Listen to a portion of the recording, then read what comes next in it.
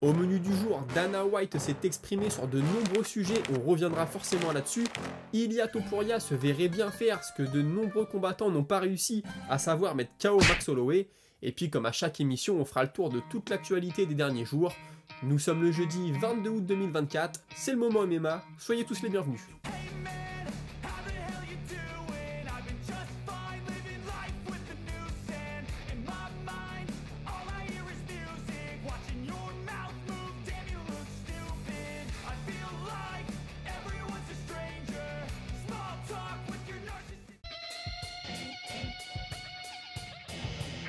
Alors vous avez sûrement tous vu passer cette vidéo ou au moins une photo de Merab Dvalishvili à l'hôpital, il s'est fait ouvrir à l'arcade à l'entraînement. Dans les commentaires, il dit que tout va bien, que son combat contre O'Malley est maintenu, c'est une blessure superficielle. Faut savoir que ça n'a pas plu du tout à Dana White qui a dit que c'était complètement stupide. Il a même dit, je crois que j'ai les combattants les plus bêtes du monde, quelque chose du genre, vous le traduirez un peu comme vous voulez. Mais il dit normalement c'est le genre de blessure, tu ne veux pas que ça sache, surtout contre Sean O'Malley qui est un sniper, qui risque de frapper sur l'arcade dès le début du combat. Et tu pourrais avoir un arrêt de l'arbitre. C'est vrai que c'est pas très malin de la part de Merab. Et puis il ajoute autre chose, Dana White. En boxe anglaise, les gars ne font pas ça. Ils peuvent avoir des grosses blessures, mais personne ne le sait, ça sort jamais du camp. Alors que ces combattants à lui, ces combattants de MMA n'ont qu'une seule envie quand ils sont blessés, c'est de prendre leur appareil photo, prendre une vidéo, prendre une photo et le poster sur les réseaux. Je pense que Merab Dvalishvili a sûrement reçu un SMS ou un appel qui ne lui voulait pas forcément du bien. Il s'est aussi exprimé sur le combat entre Jon Jones et Tom Aspinall. Il explique qu'il est très confiant, parce qu'il faut savoir que dans la nuit de lundi à mardi, Jon Jones a fait énormément de tweets en disant voilà, qu'il allait prendre sa retraite, qu'il allait pas prendre sa retraite. Bon, il y a eu un peu de tout, mais il ressort de ça un tweet dans lequel il dit une fois que j'aurai battu Stipe Miocic, mais il prend Miocic très au sérieux. Et il a dit tout le monde enterre Miocic parce qu'il a perdu un combat, mais ce soir-là, Francis Ngannou aurait mis KO 98% de la planète, c'est tombé sur Miocic, ça fait des années qu'il n'a pas combattu, je pense qu'il s'est très bien remis. Bon voilà, forcément il va pas dénigrer son prochain combat en disant je fais un combat tout pourri, vous vous doutez bien. Et il dit si l'UFC ensuite vient avec une belle offre, peut-être que j'affronterai Tom Aspinall. Donc Dana White a sauté sur l'occasion et dit c'est du Jon Jones tout craché, je connais par cœur Jon Jones, c'est toujours comme ça, les négociations ne sont jamais simples, mais je suis convaincu que si on veut faire un Jones contre Aspinall, on y arrivera. Il a aussi dit qu'à l'époque, Jon Jones voulait affronter Francis Ngannou, mais que ce n'est pas de la faute de Jon Jones si le combat ne s'est pas fait. Un petit pic pour Ngannou forcément. Et d'après Dana White, Jon Jones aurait déclaré à Dana White justement qu'il aurait fait à à Francis Ngannou pardon, ce qu'il a fait à Cyril Gane, donc à savoir le soumettre très rapidement. Il a aussi parlé forcément de Dricus du Plessis suite à sa performance du week-end dernier. Je rappelle qu'il a soumis Israël Adesanya. Il dit que c'est un combattant extrêmement unorthodoxe, donc tu vois pas ça tous les jours, on n'arrête pas de le dire de toute façon, mais quelque chose de très intelligent et ça prouve que Dana White connaît quand même le sport. Il le dit, c'est pas facile de trouver un sparring partner qui va bien mimer Dricus du Plessis et du coup de te préparer à 100% pour ce type de combattant-là. Je lui donne entièrement raison là-dessus. Et puis il a conclu, parce que la semaine dernière il disait que Conor McGregor ne combattrait pas au mois de décembre, mais plutôt en 2025. McGregor avait répondu non, c'est faux, je combats au mois de décembre, c'est sûr et certain. Michael Chandler avait appuyé dans ce sens-là aussi. Il dit moi depuis, j'ai pas eu de nouvelles de Conor McGregor, donc pour l'instant je reste dans l'idée où il ne combattra pas cette année. Sean Strickland, alors Dana White l'a annoncé la semaine dernière aussi, sera le prochain contender à la ceinture des poids moyens, son ancienne ceinture, il l'a perdu contre Dricus du Plessis, je le rappelle. Strickland, lui, a déclaré que Dricus du Plessis veut l'éviter parce que tout le monde sait qu'il a gagné dans leur premier combat. Pourtant, il avait du sang dans l'œil, donc il explique j'avais du sang devant l'œil pendant 2 rounds, quasiment 3, je voyais rien, il n'a pas été capable de me finir, il n'a pas été capable de me battre, je suis le vrai champion. Dricus du Plessis a dit que c'était Whittaker qui méritait la ceinture parce qu'il l'a déjà battu, donc c'est un combat plus facile pour lui. En gros, Dricus du Plessis ferait un choix stratégique en essayant d'affronter Robert Whittaker plutôt que d'affronter Sean Strickland. Chacun jugera selon ses connaissances. On lui a aussi demandé si sa relation avec Dana White était bonne ou pas, et il a dit qu'il n'avait aucune relation avec Dana White, mais qu'il respectait énormément le fait de pouvoir dire tout ce qu'il voulait.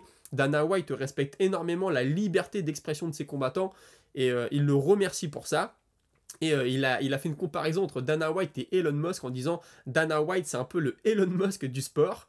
Il pense aussi qu'Israël Adesanya a été un peu surestimé toute sa carrière, il n'est pas si bon que ça, c'est ce qu'il dit. Il dit aussi, je sais que ça va faire débat, que des gens vont dire que je n'y connais rien, mais moi je me suis rendu compte de ça suite à son combat contre Gastelum. Je connais très bien Gastelum, et quand j'ai vu à quel point Israël Adesanya avait eu du mal contre lui, je me suis dit, ce gars-là n'est pas aussi bon que ce qu'on pense. Il a battu Paulo Costa, c'est vrai, c'était un beau KO, mais Paulo Costa a été effrayé de lui, donc c'était pas la meilleure version de Paulo Costa. Et on lui a aussi demandé qu'est-ce qu'il pensait du scoring des juges. Dernièrement, on lui dit, ouais, voilà, on a l'impression que tu as toujours un juge qui te donne perdant, un juge qui te donne gagnant. Voilà, ton style ne fait pas l'unanimité. Et il dit, tout à fait, je suis d'accord, je pense que c'est mon style qui ne me favorise pas auprès des juges. Je devrais peut-être avancer encore plus, être encore plus agressif pour ne pas laisser de doute. Et puis il cite en exemple son combat contre Jared Cannonier. Il dit voilà, Jared il m'envoyait des coups, soit je les bloquais, soit je les esquivais. Et son coin n'arrêtait pas de dire ouais, bien joué Jared, bien joué, tu l'as touché. Et il pense que tout ça, ça influence les juges. Mais il est assez honnête en disant que la responsabilité est aussi sur lui et que c'est à lui peut-être de faire évoluer un peu son style et peut-être même de terminer ses combats. Pourquoi pas, il n'en parle pas, mais forcément ce serait la meilleure des méthodes de ne pas laisser la décision dans les mains des juges. On lui a aussi demandé ce qu'il pensait de Pereira qui voulait redescendre en poids moyen. Je rappelle que Pereira avait mis KO Sean Strickland il y a quelques années maintenant, juste avant d'avoir son combat contre Israël Adesanya, Pereira.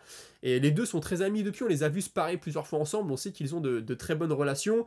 Il a été très honnête, Strickland, il dit j'aime beaucoup Pereira, forcément j'ai pas envie de le voir redescendre dans ma catégorie, mais il explique aussi que faire le poids en poids moyen pour Pereira c'est très dur. Il raconte une anecdote, Pereira était en train de couper le poids, Sean Strickland est allé lui dire bonjour, et il dit il était complètement absent, il était complètement dans les vapes, il tenait plus, et puis d'ailleurs Pereira aurait dit à son coin, avant son deuxième combat contre Adesanya, combat qu'il a perdu, que je gagne ou que je perde, plus jamais je fais les poids moyens, c'est trop dur pour moi, le cutting, la perte de poids est beaucoup trop dur pour mon organisme. Il a raconté une autre anecdote, Sean Strickland, il a déjà combattu en Afrique du Sud, il ne veut pas le refaire, il dit j'ai pas aimé du tout, c'est un pays très inégalitaire, très dangereux, très raciste, j'ai pas du tout envie de retourner là-bas, donc le journaliste lui dit ah bon, qu'est-ce que t'as été faire en Afrique du Sud? Et l'anecdote est plutôt drôle, il s'était fait arrêter, il avait une caution à payer, il dit du coup fallait que je gagne de l'argent, d'ailleurs je voulais plus combattre à cette époque-là, j'avais mis ma carrière de combattant de côté, je me suis dit bon bah il me faut de l'argent rapidement pour payer ma caution, donc je vais accepter le premier combat qu'on me propose. On lui a proposé un combat en 2 semaines de short notice, de ce qui se rappelle, il dit du coup j'ai dit oui, j'y suis allé, puis j'ai pu payer ma caution.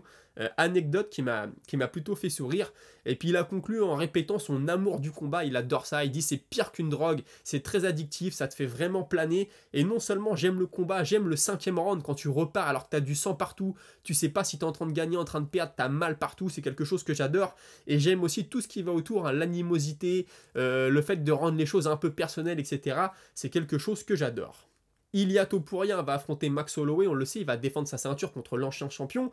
Il a dit que ça avait été très compliqué de faire signer Max Holloway. Alors là, je sais pas si c'est le début d'un petit trash talk ou pas.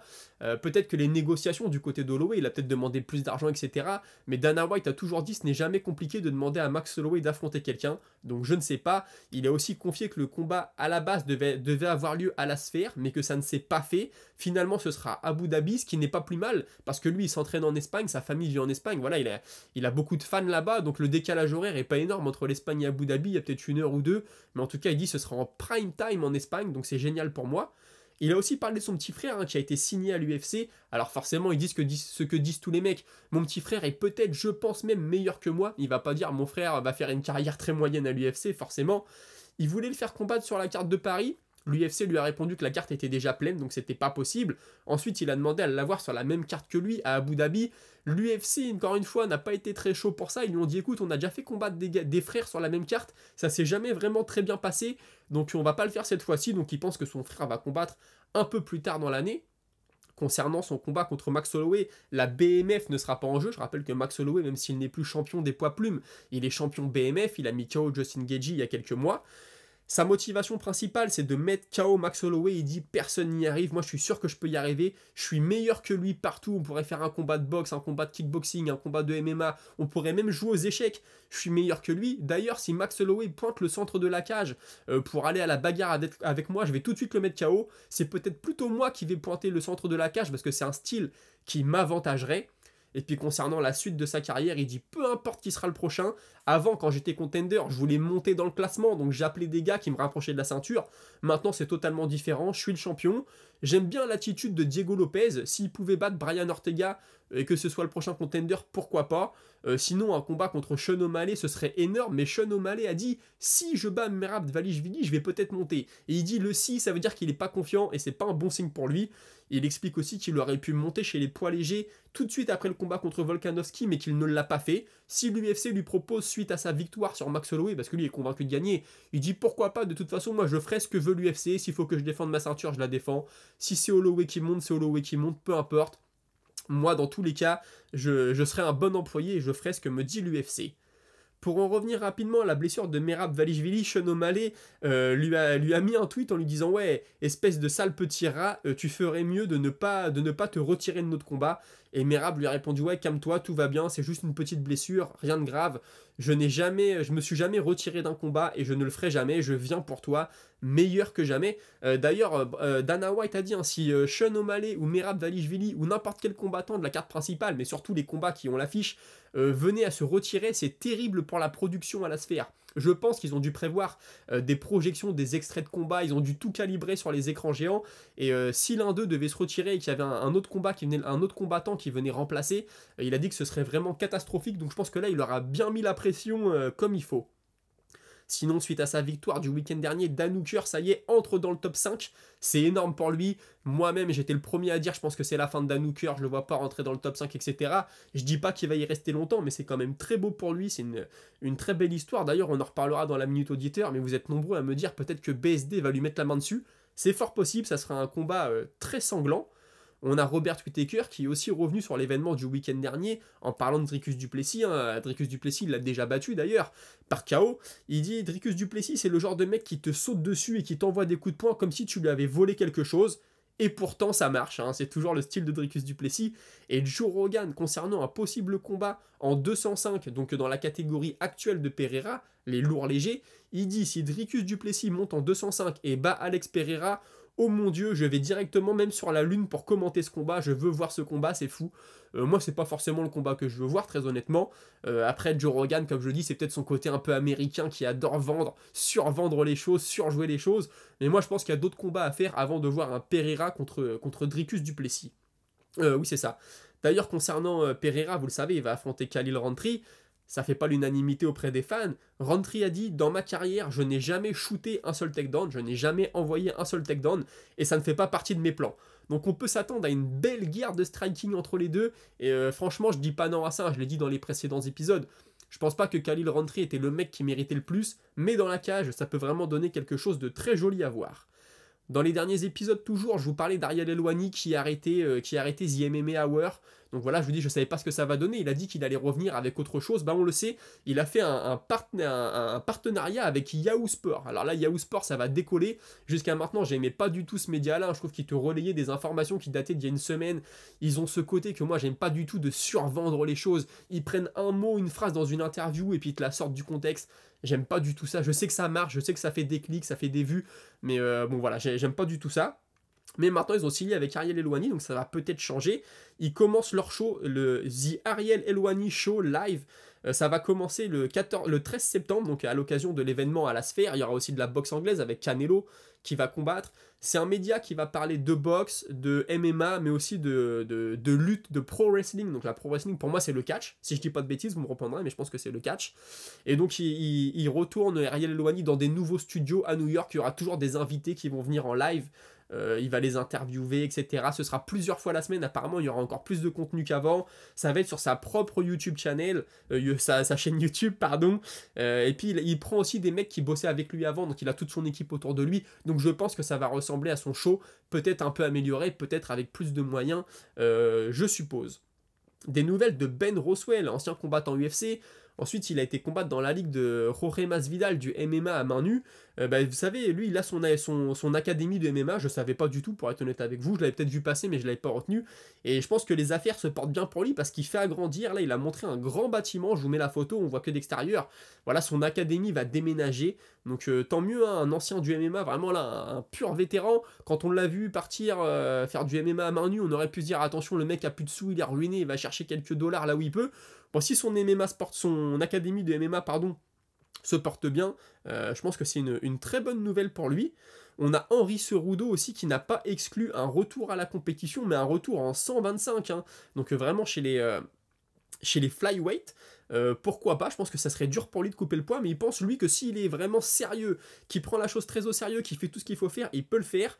Et puis il explique qu'il aimerait bien un combat contre Brandon Moreno. À l'époque, il devait s'affronter en 135, mais Moreno s'est retiré, puis il l'insulte un peu derrière, hein, forcément. Donc est-ce que ça va être le retour de Cerudo? Je sais pas, on l'a vu contre Merab dernièrement. C'était pas ridicule, franchement, il a fait un beau combat hein, pour un mec soi-disant retraité. Je pense qu'il a une très bonne hygiène de vie. Maintenant, le problème, c'est que quand tu pars, tu reviens retraite par retraite. À un moment, le train continue à avancer sans toi et j'espère pour lui qu'il a continué à s'entraîner si c'est le cas. Parce que le MMA, ça évolue et on le voit souvent avec des combattants qui prennent des longues pauses. Quand ils reviennent, ils sont malheureusement plus au niveau.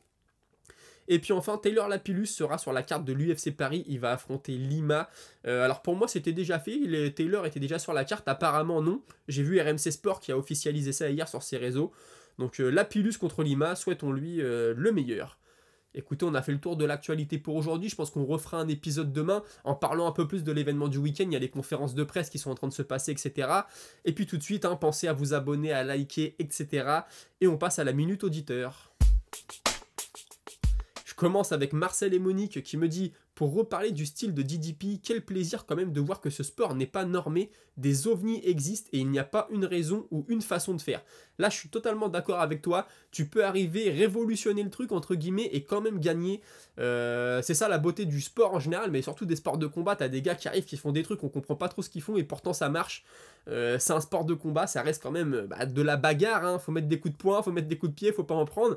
Et parfois, tu peux surprendre tout le monde, et je pense que Dricus du Plessis, personne ne l'a vu venir. Ensuite, on a Alexandre Barbeau qui me dit: franchement, un hooker BSD me hype beaucoup. Deux mecs agressifs qui ne vont pas se regarder dans le blanc des yeux et qui aiment l'odeur du sang. S'il bat Moïcano, on a aussi des chances de le voir contre Gamrot. Ça peut aussi faire un super combat. Ça va dépendre de si l'UFC veut faire grimper BSD moins vite. En tout cas, le classement de la catégorie est très serré. Tout le monde peut battre tout le monde. Et je suis d'accord avec toi, je suis entièrement d'accord avec toi. Mais t'es pas le seul, hein. J'ai pris ton message, vous êtes plusieurs à m'avoir dit BSD Hooker, BSD Gamrot. C'est vrai que contre Hooker, on aurait plutôt une garde striking. Benoît Saint-Denis serait peut-être d'ailleurs très intelligent d'amener le combat au sol. Et contre Gamrot, ça se passerait plutôt au sol, où là je pense que debout, Benoît Saint-Denis peut faire la différence, mais de le voir au sol contre Gamrot, ce serait intéressant. Imaginez qu'il domine totalement Gamrot au sol, là il va faire peur à tout le monde, c'est sûr et certain. Donc vraiment hâte de voir ça. Et puis Arthur Barth, lui, qui me dit BSD contre Paddy ou Hooker, vraiment je veux voir ça après la victoire de Benoît à l'UFC Paris contre Paddy Pimblett. Alors moi je pense que Benoît Saint-Denis est devant au classement, surtout s'il bat Moïcano. Maintenant contre Paddy Pimblett, c'est surtout l'affiche. Moi je pense que ce serait un main event et ça ferait une affiche de dingue, la grande gueule Paddy Pimblett contre Benoît Saint-Denis. Benoît Saint-Denis l'avait cherché au début de sa carrière, Paddy Pimblett était devant lui donc n'avait même pas répondu. Là ce serait un peu le contraire. Et puis pour Benoît Saint-Denis, battre Paddy Pimblett, je pense que ça montrerait moins de choses que s'il battait Gamrot, je pense, quoique Pimblett commence à devenir de plus en plus crédible, mais pour sa notoriété en tout cas ce serait énorme. La carotte sévère qui me dit: j'ai raté ou t'as pas parlé du juge Howie Boss qui s'est fait virer pour avoir scoré 3 rounds pour Tai Tuivasa. Non, j'en ai pas parlé, c'est vrai. Pour rappel, Tai Tuivasa, dans son combat contre Rozenstruik le week-end dernier, s'est fait totalement dominer. Et bon, après le troisième round, on peut peut-être lui donner parce que Rozenstruik était vraiment sur la défensive, c'est Tuivasa qui a avancé, etc. Pourquoi pas, si on veut, on peut lui donner. Il y a un juge qui a donné 3 rounds à Tai Tuivasa. Là, c'était le braquage de l'année. Je sais pas pourquoi il a fait ça, mais ça peut coûter cher à un combattant. Imagine, ils sont deux à faire ça, bah tu perds ta prime de victoire, donc t'as des combattants, ils doublent leur prime avec la prime ils doublent leur salaire avec la prime de victoire. Franchement, c'est dégueulasse. Le juge a été mis de côté, je trouve ça plutôt normal. L'UFC avait fait ça avec l'arbitre de Benoît Saint-Denis pour son tout premier combat contre Eliseu dos Santos, si je dis pas de bêtises, à l'UFC. L'arbitre aurait largement dû arrêter le combat, il l'avait pas fait. Les combats qu'il devait arbitrer après, ça avait été terminé, il avait été sorti de la carte. Je peux comprendre ce genre de décision. Je sais pas si c'est l'UFC qui décide quand c'est comme ça ou la commission. Je sais pas comment ça se passe, mais en tout cas, c'était des bonnes décisions dans tous les cas. Ensuite, j'ai Fixu Google, alors désolé pour ton nom, qui me dit: je n'ai aucun intérêt pour le combat Jones contre Miocic, suis-je le seul? Je ne comprends pas pourquoi tout le monde veut ce fight. Perso, Jones est un poids lourd gras, pas en forme, qui ne mérite pas la ceinture, avec un combat en 4 ans. Le Jones d'avant, par contre, c'était une toute autre histoire, et Miocic, 3 petits points. Moi, je suis d'accord, hein, Miocic, à l'époque, j'adorais ce combattant, c'était un de mes combattants préférés. Maintenant, je pense que personne n'est vraiment intéressé par ce combat, surtout que ça bloque la catégorie. Il n'y aurait pas la ceinture en jeu. On dirait, bon, ok, mais là, ça bloque Aspinal qui est derrière. C'est ça qui gêne beaucoup. Après, Miocic, moi, j'ai beaucoup aimé. C'est vrai que j'ai du mal à voir Miocic battre John Jones. J'ai l'impression que Miocic, ça y est, c'est fini, c'est passé. Peut-être que je me trompe, peut-être que je l'enterre trop vite. Imaginez si Miocic bat John Jones et ensuite Miocic prend Aspinal et nous livre une vraie guerre, ce serait vraiment hallucinant. Maintenant, Miocic, on sait que sur le dos, c'est pas génial. Je pense qu'Aspinal réussirait à l'amener au sol. Mais vous me direz, Daniel Cormier, dans leur 3e combat, n'a pas forcément réussi. Donc il y a quand même une interrogation de ce côté-là, mais moi je vois plutôt John Jones battre Aspinal, et peut-être pourquoi pas Aspinal et Jones s'affronter, et là j'aurais un petit avantage pour Aspinal, mais sait-on jamais, peut-être que je m'enflamme un peu trop. En tout cas, c'était tout pour aujourd'hui, j'espère qu'on se retrouvera demain, et je vous souhaite à tous une bonne soirée, salut.